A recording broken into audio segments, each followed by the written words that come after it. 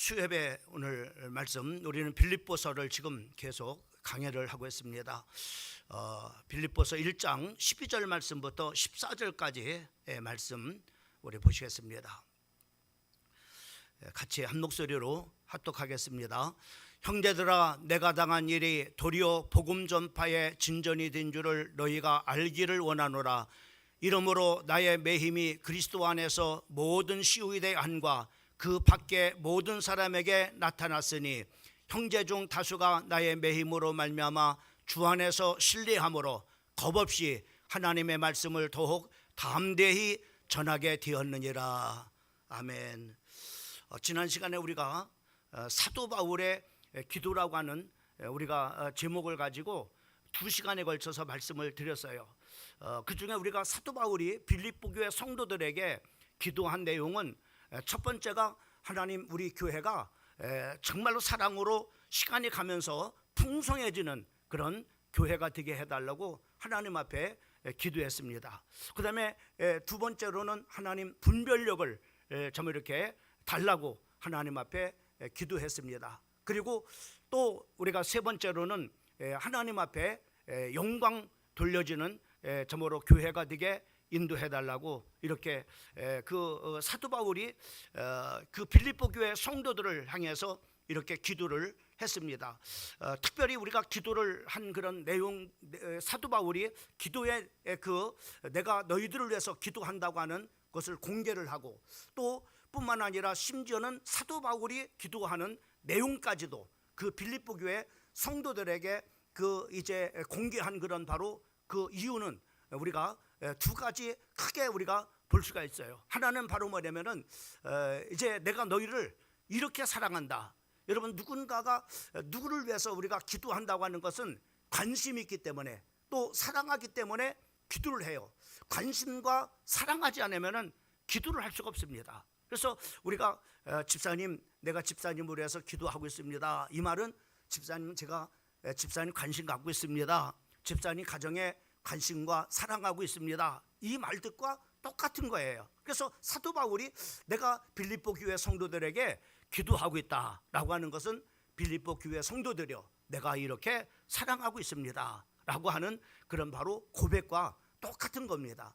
그 다음에 그 두 번째로는 바로 뭐냐면은 기도의 내용을 그 빌립보 교회 성도들에게 알게 한 것은 내가 이렇게 기도하는 것처럼 당신들도 이렇게 기도를 하십시오. 그러니까는 기도 제목을 이렇게 그 기도의 내용들을 전달함을 통해서 바로 뭐냐면은 당신들도 이렇게 이런 기도 제목을 가지고 하나님 앞에 기도하십시오라고 이렇게 하는 것과 같은 그런 의미를 가졌다고 우리가 지난 시간에 말씀을 같이 나눴습니다. 오늘은 고난, 복음의 진전이라는 그런 바로 점으로 제목을 가지고 말씀을 우리가 나누고자 하는데, 사람은 자신이 세운 그런 바로 그 이제 그 목적만큼, 목표만큼 존재의 의미를 가지고 있습니다. 그래서 귀한 그런 목적을 가지고 있는 그런 바로 산 사람은 귀한 그런 바로 존재입니다. 또 참 이렇게 유치한 그런 바로 목적을 가지고 살아간다면은 그 인생은 바로 뭐냐면은 유치한 그런 바로 인생입니다.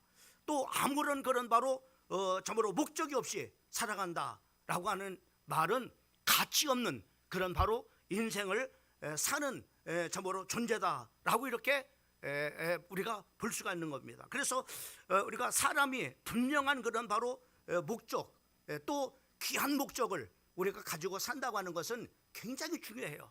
여러분들은 어떤 목적을 가지고 사십니까?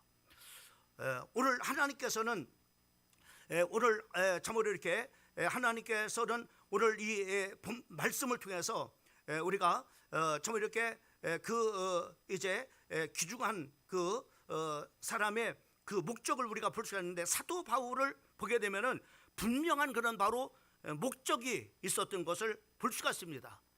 그것은 바로 뭐냐면은 사도 바울이 그 분명한 목적을 가진 사람일 뿐만 아니라 위대한 그런 바로 그 인물이 될 수 있었던 것은, 또 귀한 사람이 될 수 있었던 것은 그 사람이 왜요? 귀한 그런 바로 목적을 가졌어요. 또 참으로 이렇게 그 위대한 그런 바로 사람이 될 수 있었던 것은 위대한 그런 바로 목적을 가지고 인생을 산 사람임을 우리가 볼 수 있습니다. 그러면 사도 바울이 위대한 그런 바로 정말 이렇게 사람이 될 수 있었던 목적이 어떤 것인가? 그 사람을 정말로 정말 이렇게 귀한 그런 존재로 만들어준 그 목적이 어떤 것인가? 라고 하는 것을 우리가 보게 되면은 갈라디아서 1장 15절 말씀부터 16절까지 말씀을 보면은 거기에 그렇게 말씀하고 있습니다. 그러나 내가 내 어머니의 태로부터 나를 택정하시고 그의 은혜로 나를 부르시니가 그의 아들을 이방인에게 전하기 위하여 그를 내 속에 나타내시기를 기뻐하였을 때 내가 곧 혈육과 의논하지 아니하고 라고 이렇게 말씀했어요. 사도 바울의 분명한 목적은 바로 뭐냐면은 영을 구령하는 거예요. 하나님의 복음을 전파해서 많은 영혼들을 정말로 구령하는 그런 바로 위대한 그런 바로 목적을 가졌기 때문에 사도 바울이 바로 뭐냐면 위대한 거예요. 또 사도 바울이 정말로 훌륭한 것은 바로 뭐냐면은 그의 목적이 바로 뭐냐면은 훌륭하기 때문에 바로 사도 바울이 훌륭한 그런 바로 사람인 겁니다. 그 목적이 어떤 겁니까? 복음을 전해서 많은 사람들을 살리는 그런 위대한 거예요. 참으로 가장 귀한 거예요. 이런 목적을 갖기 때문에 사도 바울은 참으로 귀한 그런 바로 존재였고 또 사도 바울은 위대한 그런 바로 참으로 우리가 사람임을 우리가 보게 됩니다. 근데 사도 바울은 오늘 우리가 이 로마 감옥에 참으로 이렇게 그 복음을 전하다가 이제 갇히게 되어지는 것을 우리가 볼 수 있어요. 사도 바울이 그 빌립보 교회 성도들이 사도 바울이 복음을 전하다가 이제 그 감옥에 갇힌 것에 대해서 말로 크게 많이 염려를 이렇게 했습니다. 그때 빌립보서 우리가 1장 12절 말씀에 보면은 형제들아 내가 당한 일이 도리어 복음 전파에 진전이 된 줄을 너희가 알기를 원하노라 라고 이렇게 말씀해 주고 있는 것을 우리가 보게 됩니다. 다시 말씀하면은 참으로 이렇게 그 빌립보 성도들에게 여러분 참으로 이렇게 나도 참으로 당신들이 정말로 내가 복음을 전하다가 감옥에 갇힌 것을 많이 염려를 하고 있는데 그러면서 바로 뭐냐면 이 내가 감옥에 갇힌 이 참으로 일로 인해서 오히려 복음의 진전을 가져왔습니다 라고 이렇게 하면서 바로 뭐냐면은 자기 자신을 스스로 또 위로할 뿐만 아니라 바로 뭐냐면은 감옥에 복음을 전하다가 감옥에 갇힌 그 사도 바울을 염려하는 빌립보 성도들에게 바로 뭐냐면은 이렇게 말씀하고 있는 것을 우리가 보게 됩니다. 그럼 우리가 사도 바울이 이 복음을 전하다가 감옥에 갇힌 그런 바로 그것을 우리가 봤어요. 사도 바울은 참으로 복음의 갇힘을 통해서 바로 뭐냐면은 자유를 잃어버렸습니다. 또 뿐만 아니라 참으로 사도 바울은 그 감옥의 갇힘으로 말미암아 그 귀한 그런 바로 복음을 전할 수가 없었어요. 또 뿐만 아니라 사도 바울은 복음을 전하다가 감옥의 갇힘을 통해서 또 참으로 교회를 방문해서 하나님의 말씀을 전하는 설교도 할 수 없었습니다. 또 뿐만 아니라 더 참으로 이렇게 안타까운 것은 바로 뭐냐면은 사도 바울이 감옥의 갇힘을 통해서 이제 참으로 참으로 성도들과의 그런 바로 교대를 이렇게 할 수가 없었습니다. 여러분 우리가 잘 알고 있는 것처럼 오늘 이 참으로 이렇게 그 사도 바울이 그 로마 감옥에 갇혔 그것을 우리가 보게 되면은 우리가 사도 바울이 3차 전도 여행 때에 바로 뭐냐면은 사도 바울이 참으로 이렇게 감옥에 갇히게 된 것을 우리가 알 수가 있어요. 우리가 사도행전 말씀을 보게 되면은 그 사도행전 말씀 속에 보면은 사도 바울이 3차 전도여행 때 예루살렘을 이렇게 방문해서 참으로 복음을 거기서 전했을 때 유대인들이 그를 바로 뭐냐면은 붙잡았습니다. 그래서 참으로 유대인들에게 붙잡혀 가지고 2년 동안을 감옥에 갇히는 그런 바로 참으로 이렇게 갇히게 이렇게 되어졌는데 다행히 바로 뭐냐면은 사도 바울은 내가 롬에 신고를 걸었다. 난 참으로 이렇게 여기서 재판을 받지 않고 내가 로마에 가서 가이사에게 내가 재판을 받기를 원한다라고 이렇게 말을 했습니다. 그러므로 말미암아 로마 시민권을 가진 사도 바울을 유대인들이 바로 뭐냐면 재판을 할 수가 없었어요.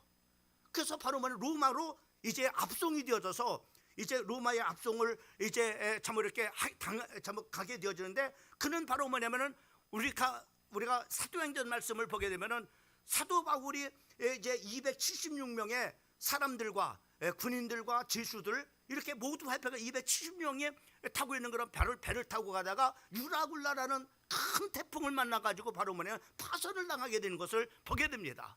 그래서 이들이 바로 뭐냐 3개월가량 바로 뭐냐면은 그들은 이제 그 섬에서 이렇게 머물게 되어지는 것을 우리가 볼 수가 있어요.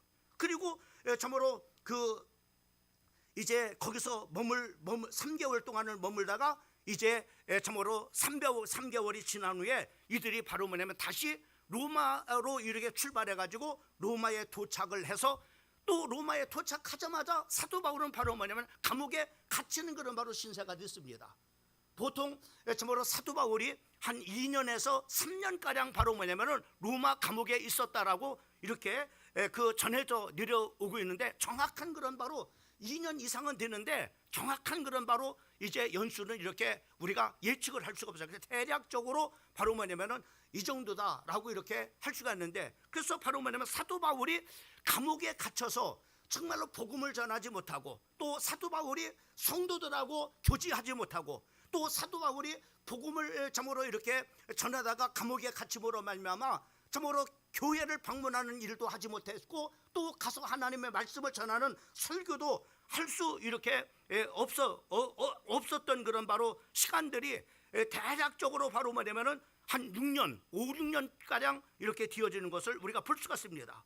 근데 바로 뭐냐면은 여기에 바로 참으로 사도 바울이 정말로 복음을 전하기 위해서 택장을 받은 그런 바로 사람인데, 복음을 전하지 못하는 참으로 5년 내지 6년가량 참으로 있었지만은, 그러나 그런 고난 속에서도 하나님의 중요한 그런 바로 섭리와 하나님의 중요한 그런 바로 그 계획과 뜻이 있었음을 오늘 우리는 성경 말씀을 통해서 우리는 보게 됩니다.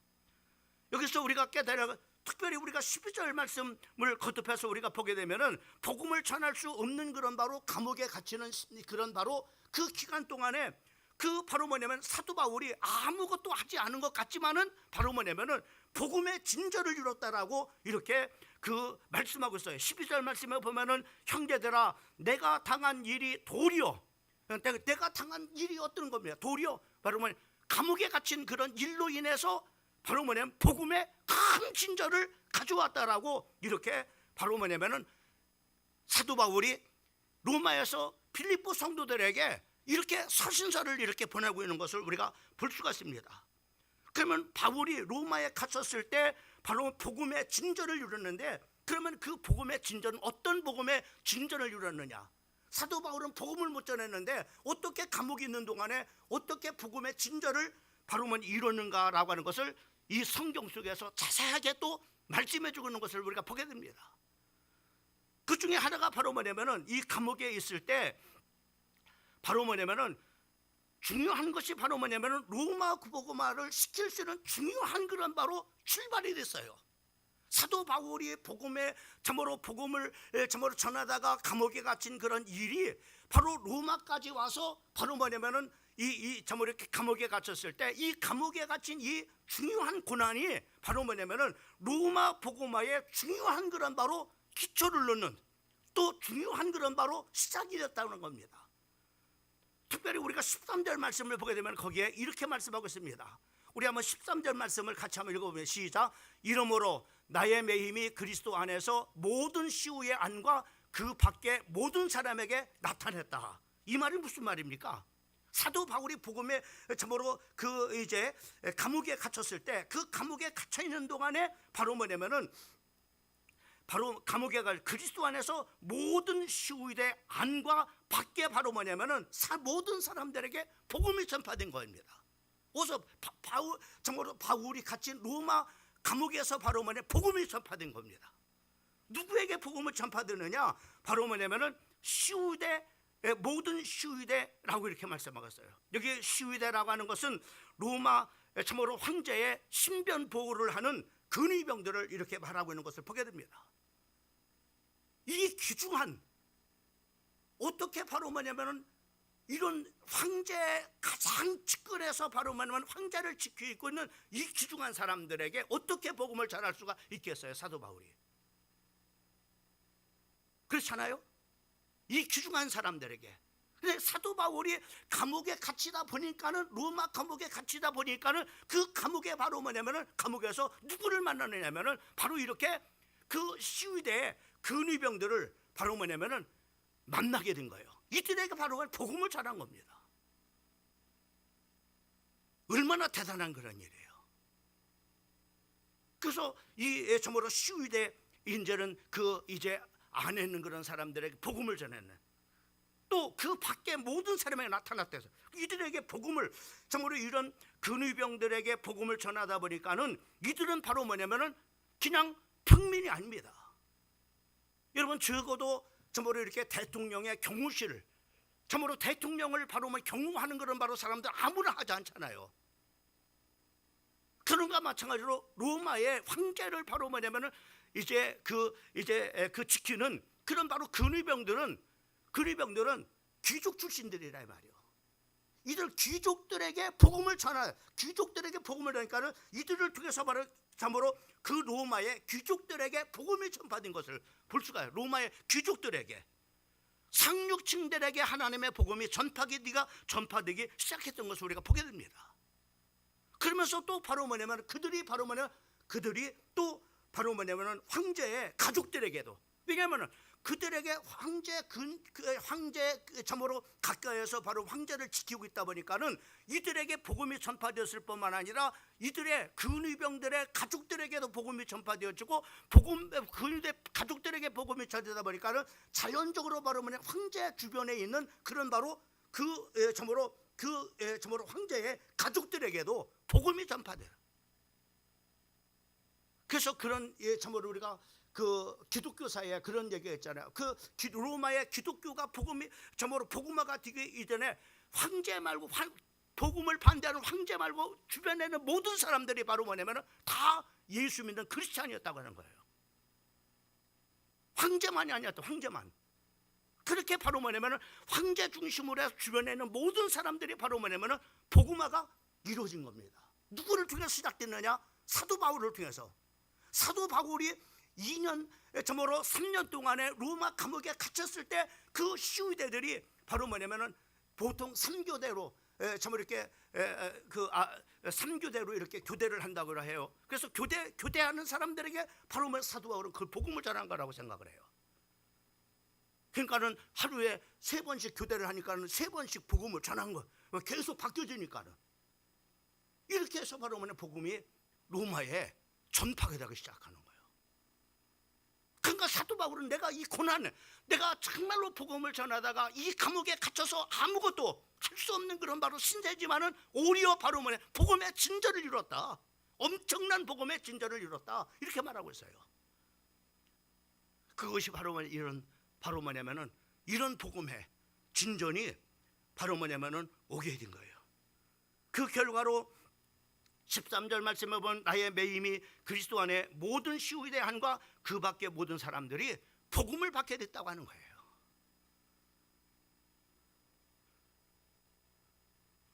여러분, 대단하지 않아요? 참 하나님의 섭리는 대단하지 않아요? 하나님의 계획은 정말로 대단하지 않아요? 여러분, 사도 바울이 예루살렘에 있을 때 뭘 했습니까? 하나님이 성령을 통해서 말씀을 어떻게 했습니까? 네가 예루살렘에서 나를 증거하는 것 같이 로마에서도 바로 나를 증거해야 될 것이라 그랬잖아요. 누가요? 성령님이.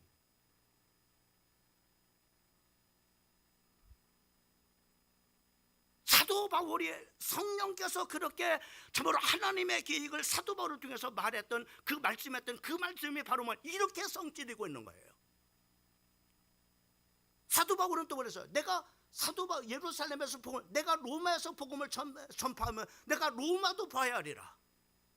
예루살렘만 볼 것이 아니라 이런 정말로 전 세계를 지배하고 있는 바로 로마도 내가 봐야 될 것이다.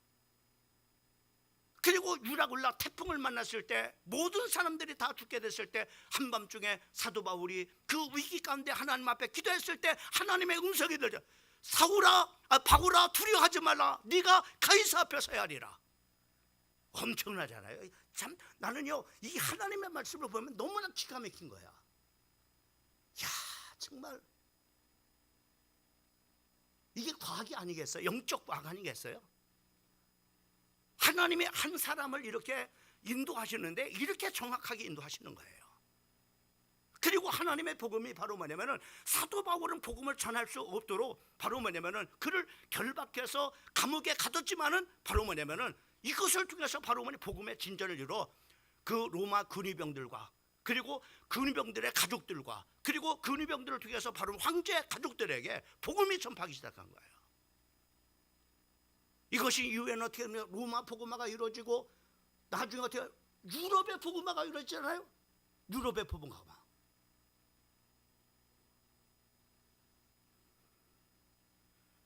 여러분 세계 복음화의 중요한 추석을 오늘 그래서 참으로 유럽으로 복음이 전파되어지고 그리고 유럽에서 바로 뭐냐면 아시아로 복음이 전파되어 세계 복음화의 중요한 추석을 넣은 시간이 바로 이 시간입니다.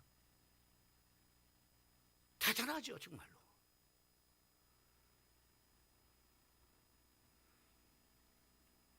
그 다음에 두 번째로는 이 고난이 사도 바울이 정말로 감옥에 갇힌 이 고난의 시간에 또 어떤 그런 일들이 있었느냐 바로 뭐냐면은 놀라운 일이 생겨진 겁니다. 14절 말씀을 보면은 사도 바울이 감옥에서 바로 뭐냐면 복음을 전하는 이런 것들을 보면서 그래서 바로 뭐냐면은 근위병들이 복음화되어지고 그리고 바로 뭐냐면은 그 이제 귀족들이 복음화가 되어지고 그죠? 그리고 바로 뭐냐 황제 가족들이 복음이 들어가서 복음화되어지면서 바로 뭐냐 이것을 봤던 이런 참으로 이것을 봤던 사람들이 큰 도전을 받은 거예요. 영향력이 참으로 선한 이런 영향력이 바로 뭐 다른 사람들에게. 그래서 14절 말씀을 왜 한번 하죠. 14절 다 같이 한번 읽어보겠습니다. 시작. 형제 중 다수가 나의 매임으로 말미암아 주 안에서 신뢰함으로 겁없이 하나님의 말씀을 더욱 담대하게 전하게 되었느니라. 사도 바울이 감옥에 갇혔는데 참으로 이렇게 복음을 전하는 그런 바로 이런 모습 선한 영향력을 영향받아 가지고 이들이 야 우리가 감옥에 갇혀서 저렇게 복음을 저렇게 전파하는데 우리가 가만히 있을 수 있느냐? 우리도 복음을 전해야 되지 않겠느냐? 복음에 참으로 감옥에 갇혀서도 저렇게 복음을 전하는데 우리는 자유인인데 왜 복음을 전하지 못하느냐? 왜? 그 당시에는 엄청난 핍박의 때지 아닙니까? 그잖아요? 근데 바로 뭐냐면 선한 영향, 우리도 복음을 전해야 되겠다.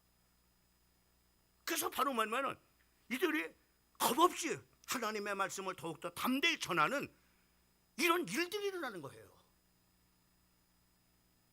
사도 바울의 선한 영향력은 그리스도인 이 선한 영향력에서 바로 핍박에 굴하지 않고 담대하게 복음을 전하고 심지어는 바로 복음을 해서 순교하는 일까지. 그 당시에는 복음 전하면 순교하잖아요.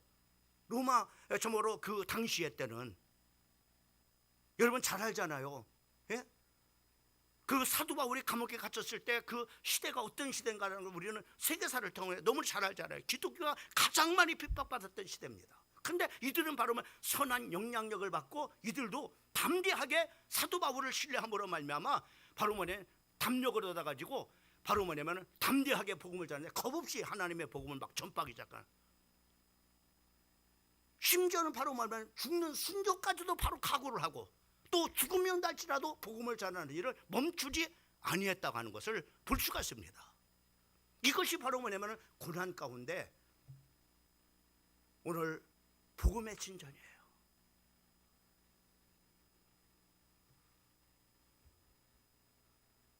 오늘 이 말씀을 통해서 우리는 무엇을 우리가 중요하게 또 교훈을 얻을 수 있느냐 하면은 여러분들이 살아가다 말면은 때로는 아무것도 할 수 없는 어떤 고난을 만날 때가 있어요.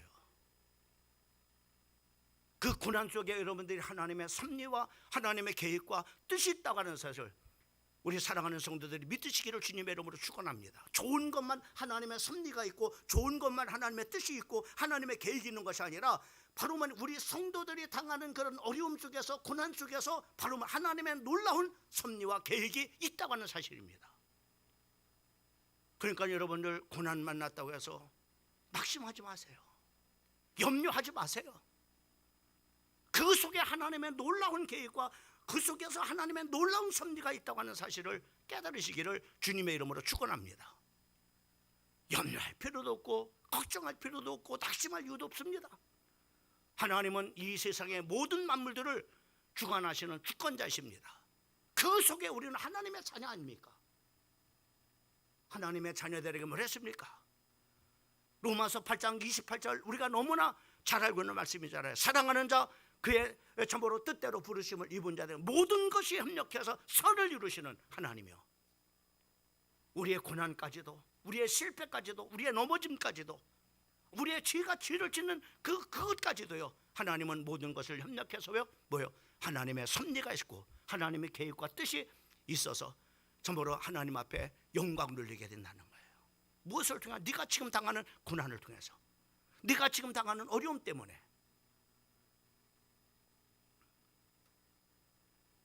여러분, 작은 어려우면 하나님의 작은 계획이 있어요.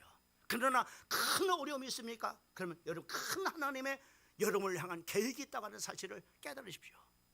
저는 목회 여정을 통해서 작은 문제, 큰 문제, 참고로 이렇게 여러 가지 문제, 그런데 정말로 작은 그런 문제 속에서는 작은 응답을 받으면, 큰 어려움 속에서는 큰 응답을 받아, 가장 어려움 속에서 가장 큰 응답을 받았습니다. 제 목회 여정을 되돌아보면은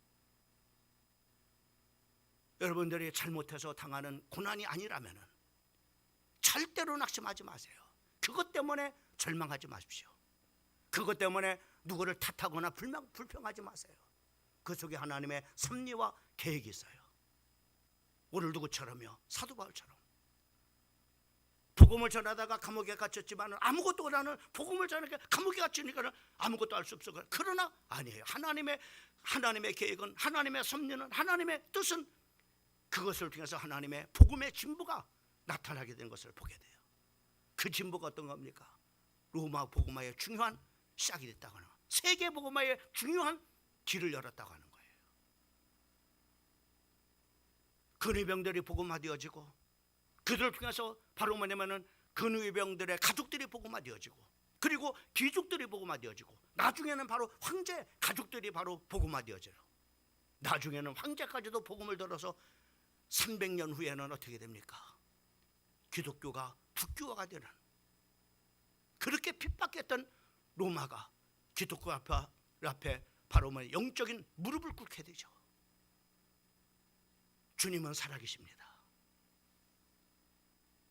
그리고 정말로 AD 313년에 바로 뭐냐면은 로마의 그 국교는 기독교가 되는 것을 우리가 볼 수가 있습니다. 사랑하는 성도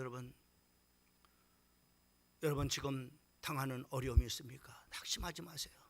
거기에 하나님의 놀라운 섭리가 있습니다. 계획이 있어요. 뜻이 없는 게 없습니다. 다 뜻이 있어요. 작은 문제 속에는 작은 응답입니다. 큰 문제가 있습니까? 큰 응답이 기다리고 있어요. 따라합시다. 문제는, 크게 하세요. 문제는 감추어진 축복의 통로다. 믿으면 됩니다. 기도하겠습니다. 하나님 아버지,